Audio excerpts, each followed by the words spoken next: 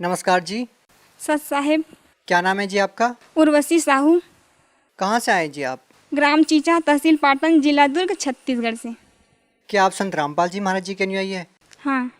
सदगुरु रामपाल जी महाराज जी से नाम दीक्षा मैंने 24 अक्टूबर 2016 को लिया।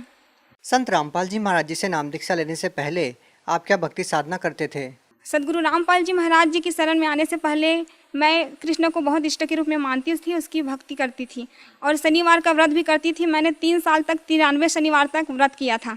हमारे जीवन में इतना दुख आया कि परमात्मा की तलाश करते करते बहुत थक गए।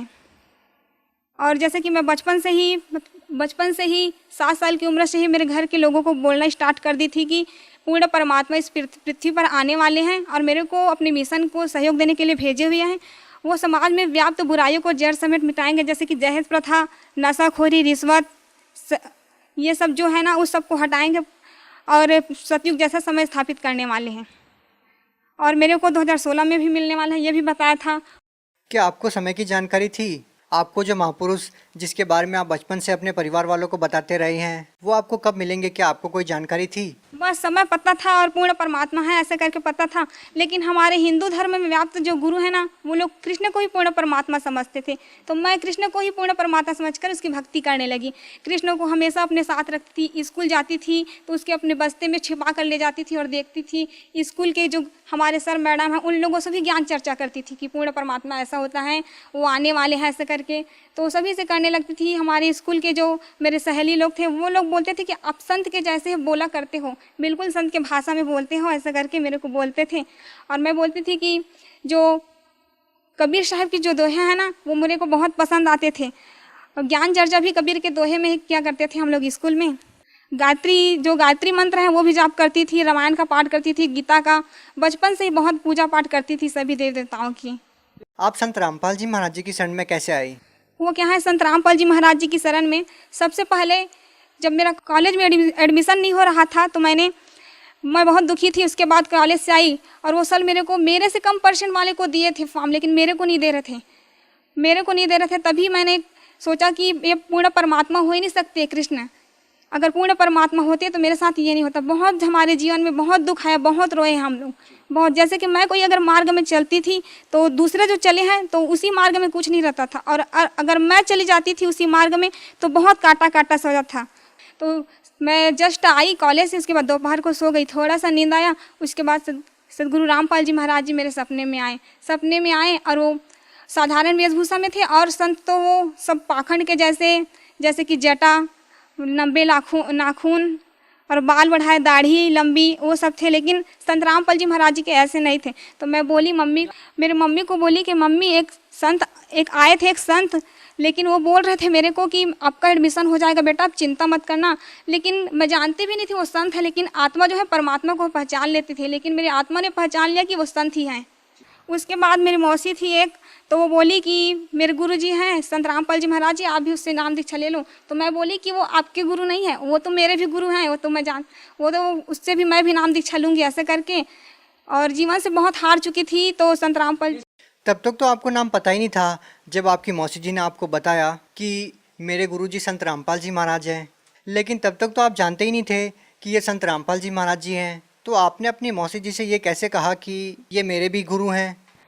वो क्या है ना कि आत्मा परमात्मा को पहचान सकते हैं, इसी प्रकार मेरी आत्मा ने भी गवाही दिया। तभी मैंने कहा कि ये भी मेरे गुरुदेव हैं। उसके बाद मैंने संत रामपाल जी महाराज जी से नाम दीक्षा लिया। देखिए, जो भी श्रद्धालु संत रामपाल जी महाराज जी से नाम दीक्षा लेता है तो उसको आध्यात्मिक लाभ होते हैं, भौतिक लाभ होते हैं, शारीरिक लाभ होते हैं। आपसे जानना चाहेंगे कि संत रामपाल जी महाराज जी से नाम दीक्षा लेने के बाद आपके जीवन में क्या बदलाव आया, आपको क्या लाभ हुआ? सबसे पहले मेरे को लाभ तो आध्यात्मिक हुआ। मैंने एक दिन परमात्मा से कहा था कि गुरुजी मेरे को इस लोक में रहना नहीं है, मेरे को सतलोक जाना है, मुझे नहीं रहना परमात्मा। तो गुरुजी एक दिन आए सदगुरु रामपाल जी महाराज जी और बोले कि बेटा आपको मैं आज रात को सतलोक ले जाऊंगा ऐसे करके। उसके बाद संत रामपाल जी महाराज जी आए, मेरे हाथ पकड़ कर बोले कि चलो जाएंगे सतलोक ऐसे करके, अपनी मम्मी को बता देना बेटा ऐसे करके बोले। तो मम्मी को जस्ट मैं बताई कि मम्मी मैं सतलोक जाने वाली हूँ, आप डरना मत, मेरे को कुछ नहीं होगा, सदगुरु रामपाल जी महाराज जी मेरे साथ है ऐसे करके। क्या उस टाइम पे आपके माता पिता ने या आपके घर वालों ने संत रामपाल जी महाराज जी से नाम दीक्षा ले रखी थी? जी हाँ, संत रामपाल जी महाराज जी से मेरे परिवार वालों ने, मेरी मम्मी ने भी नामदान लिया था। उसके बाद क्या होता है? उसके बाद गुरुजी आए और मेरे हाथ पकड़ कर ले गए। उसके बाद हम लोग पहुँचे काली रंजन के लोग, काली रंजन का लोग जहाँ पर आए वहाँ पर मैंने कहा कि गुरुजी मेरे को काल से बहुत डर लगता है, मैं नहीं देखूंगी उसको, ऐसे करके आंख बंद कर ली। और सदगुरु रामपाल जी महाराज जी ने कहा कि बेटा आप चिंता मत करो, मैं आपके साथ हूँ। उसके बाद हम लोग त्रिकुटी पे आए, त्रिकुटी पे परीक्षा हुआ वहाँ पर, तो सदगुरु रामपाल जी महाराज जी वहाँ छुप गए। उसके बाद जो बहुत सारे देवी देवता है ना, अपने अपने लोगों का प्रलोभन लेकर मेरे पास आए। बहुत बाजार जैसा था वहाँ पर, बहुत सारे प्रलोभन दे रहे थे मेरे को कि आपको ये पद दूंगा ऐसा करके। लेकिन मैंने कहा कि नहीं, मेरे को कुछ भी नहीं चाहिए। बहुत रोई मैं, बहुत रोई, नहीं मेरे को नहीं चाहिए, मेरे को तो पूर्ण परमात्मा चाहिए, मेरे सदगुरु रामपाल जी महाराज जी चाहिए। उसके बाद सदगुरु रामपाल जी महाराज जी को मैंने बहुत ढूंढा। उसके बाद एक कोने में सदगुरु रामपाल जी महाराज जी मेरे को दिखे। उसके बाद दौड़ते दौड़ते गई और परमात्मा को रोते रोते गले से लगा ली कि गुरुजी आप मेरे को चाहिए, बस दुनिया की कोई चीज़ नहीं चाहिए, परमात्मा बस मैं आपको चाहती हूँ और कुछ भी नहीं चाहिए मेरे को। उसके बाद सदगुरु रामपाल जी महाराज जी ने मेरे को उठा कर कहा कि बेटा ऐसा ही तो चाहता हूँ, मैं चाहता हूँ कि हर हंस में ऐसा ही गुण हो। सतलुग जाते समय परमात्मा ने मेरे में पूरा शील, संतोष, विवेक, क्षमा, जो सतलुग जाने का जो गुण होता है ना व्यक्ति में, वही पूरा स्थापित कर दिए थे। उसके बाद सदगुरु रामपाल जी महाराज जी ने कहा कि बेटा कोई बात नहीं, मैं ही कबीर परमात्मा, पूर्ण परमात्मा सदगुरु रामपाल जी महाराज जी के रूप में आया हूँ बेटा, लेकिन संसार के लोग मुझे नहीं समझ रहे हैं। कोई बात नहीं, इंसान में इतना अहंकार घर कर गया है कि मेरे को समझना ही नहीं चाहता है। मैं ही पूर्ण परमात्मा सदगुरु रामपाल जी महाराज के रूप में आया हूँ, जिसने असंख्य ब्रह्मांड की रचना की है। और मेरे बिना इंसान एक तिनका भी नहीं उठा सकते, लेकिन इतना अहंकार है कि इंसान मुझको समझना ही नहीं चाहता है। लेकिन कोई बात नहीं बेटा, बहुत जल्द सतयुग जैसा समय स्थापित होकर ही रहेगा। मैं चाहूँ तो पल भर में मंत्री सभी की बुद्धि को बदल सकता हूँ, लेकिन मेरा कुछ मिशन है बेटा और लीला करने वाला हूँ। उसके बाद मैं बहुत जल्द सतयुग जैसा समय स्थापित करूँगा। उसके बाद गुरुजी ना मेरे को सतयुग जैसा समय है उसमें ले गए। तो मैं बोली कि गुरुजी ऐसा ऐसा होगा बेटा, देखो ऐसा करके पूरा भविष्य में ले गए।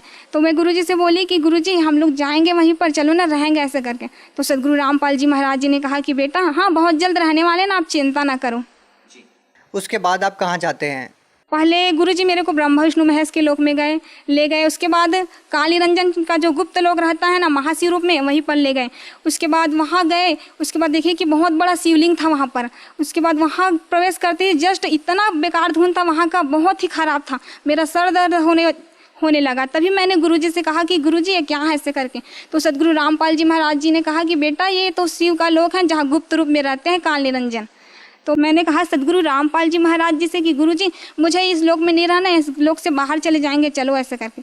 तो सदगुरु रामपाल जी महाराज जी वहाँ से बाहर लेकर आए। तो जब भी उस लोक का याद आता है ना, तो वो धुन आते ही बहुत सिर दर्द होने लगता है, बहुत ही बेकार है उस लोक का धुन। उसके बाद हम लोग नर्क लोक में देखें। नर्क लोक में ना काली रंजन जो तपतशिला में सभी जीवों को भूर रहे थे, गर्म तेल डाल रहे थे, बहुत गर्म खंभे पे बांधकर सभी जीवों को उसका जो बुरे कर्म का फल दे रहे थे। और सदगुरु रामपाल जी महाराज ने कहा कि देखो बेटा ये लोग मेरे भक्ति नहीं किए, इसीलिए तो इसका ये हाल है, लेकिन अगर मेरे को ये अभी भी मेरे को पुकारेंगे तो मैं तुरंत दौड़ा चलाऊंगा। परमात्मा ही पर थे, मैं देखी। उसके बाद मैंने कहा कि सदगुरु रामपाल जी महाराज जी ये लोग तो अपना मनुष्य जीवन ही बेकार कर गए, परमात्मा आपको नहीं पहचाने ऐसे कर। तो परमात्मा बोले कि कोई बात नहीं बेटा, धीरे धीरे सभी समझ जाएंगे मेरे को ऐसे करके। उसके बाद कहाँ जाते हैं आप? उसके बाद हम लोग अंदर प्रवेश किया तो पूर्ण अंदर कहाँ? सतलोक के अंदर प्रवेश किया। उसके बाद सदगुरु रामपाल जी महाराज जी ने गरीबदास जी, स्वामी रामदेवानंद जी महाराज और दादूदास जितने भी गए थे सतलोक, सभी संतों से मिलाया। वहाँ पर सत्संग के परमात्मा, इतना शांति, इतना बहुत अच्छा वातावरण था वहाँ का। यहाँ तो बिल्कुल भी नहीं है, बिल्कुल भी यहाँ कुछ भी नहीं है वैसे, वहाँ बहुत ही अच्छा वातावरण था। और क्या देखते हैं आप सतलोक में? अक्सर संत रामपाल जी महाराज जी के अनुयायी से बात होती है हमारी, जो सतलोक में जाकर के सतलोक का वर्णन करते हैं। आपने सतलोक में क्या क्या देखा? मैंने सतलोक में वहाँ पर बहुत सारे जो है जीव आत्माएँ थी सतलोक में, उन लोगों से मिला। सदगुरु रामपाल जी महाराज जी ने कहा कि बेटा आपको कुछ खाना ऐसे करके। तो मैं बोली कि नहीं गुरुजी मेरे को कुछ भी नहीं चाहिए, बस आप मेरे साथ रहना हमेशा ऐसे करके बोली। उसके बाद वहाँ जो ना सेब संतरे वहाँ के पेड़ इतने लतफत थे, मैं देखकर बोली कि ज़मीन को टच करने वाले भी थे। तो बोली कि यहाँ का तो फल तो खराब होगा ज़मीन से टच हुआ है तो ऐसा करके। तो वहाँ के हंस लोग जो थे वो लोग बोले कि नहीं ऐसा नहीं होता, सतलोक में कोई भी चीज़ खराब नहीं होता ऐसा करके बोले। उसके बाद आप क्या देखते हैं और क्या वर्णन करना चाहेंगे आप? वहाँ पर हमने दूधों की नदियाँ देखी, बहुत अच्छे गार्डन थे, यहाँ ऐसा है ही नहीं।